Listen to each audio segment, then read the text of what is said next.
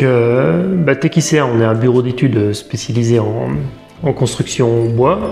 J'ai créé le bureau d'études en 2000. J'ai commencé tout seul et aujourd'hui on a un effectif de 12 personnes. On travaille sur tout le territoire français, alors sur tout type de bâtiment, hein. Ça peut être du collège, du lycée, des salles de sport, des ouvrages d'art ou de plus en plus sur du bâtiment multiniveau, que ce soit en logement ou en surface de bureau. Donc voilà pour notre activité. Et dans le cadre de notre développement, c'est vrai qu'on a voulu construire nos bureaux.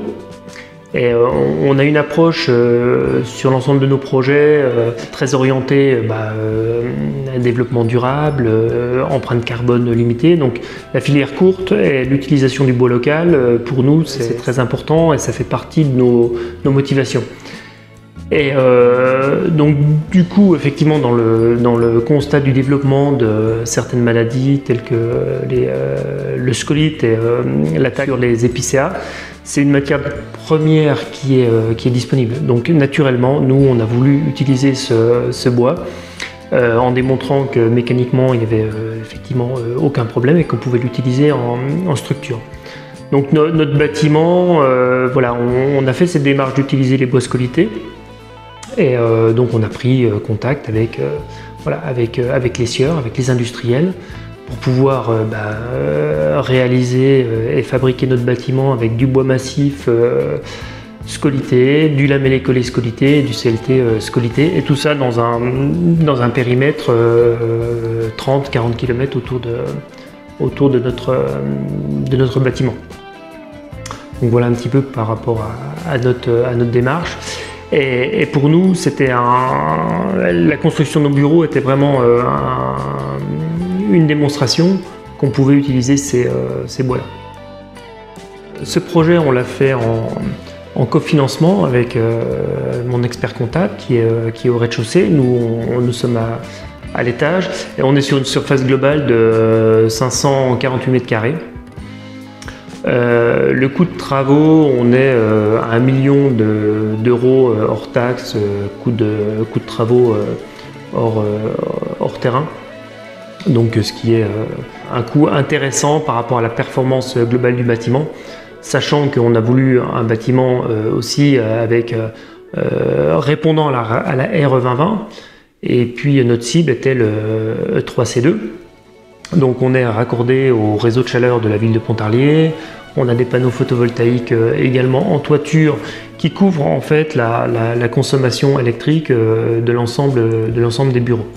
Nous, quand on aborde un projet de façon générale, on analyse l'environnement effectivement la ressource, l'environnement aussi industriel. Et on a certains projets qu'on a pu faire comme un projet, quelques projets en Corse où on a utilisé le bois local en pin rich. La ressource est là, par contre les industries sont pas là.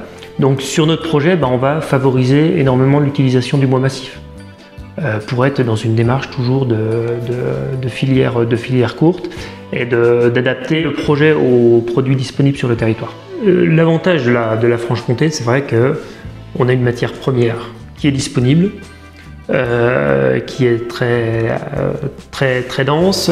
On a un environnement aussi d'entreprise de la filière bois assez importante, hein, des entreprises de deuxième transformation qui vont scier, qui vont fabriquer ce qu'on appelle des bois d'ingénierie, que sont le lamellé collé, le CLT, bois massif contrecollé, et tout ça dans un environnement, sur un périmètre relativement réduit.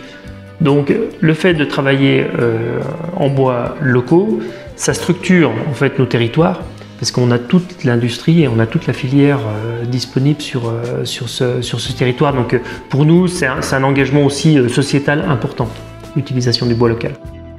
Donc sur la construction de nos bureaux, c'est vrai qu'on avait la double casquette. On était maître d'ouvrage et puis maîtrise d'œuvre. Donc c'est vrai que c'est beaucoup plus fluide dans les échanges. Et on a voulu aussi avoir une réflexion sur le réemploi. essentiellement en aménagement intérieur. Donc on a recherché voilà, des parquets en réemploi. Et donc le timing nous a pas permis d'aller jusqu'au bout de la démarche, mais par contre on a utilisé des bois déclassés pour la réalisation de nos parquets. Donc on a utilisé du chêne, de l'érable sycomore, du frêne et uniquement des essences de la région.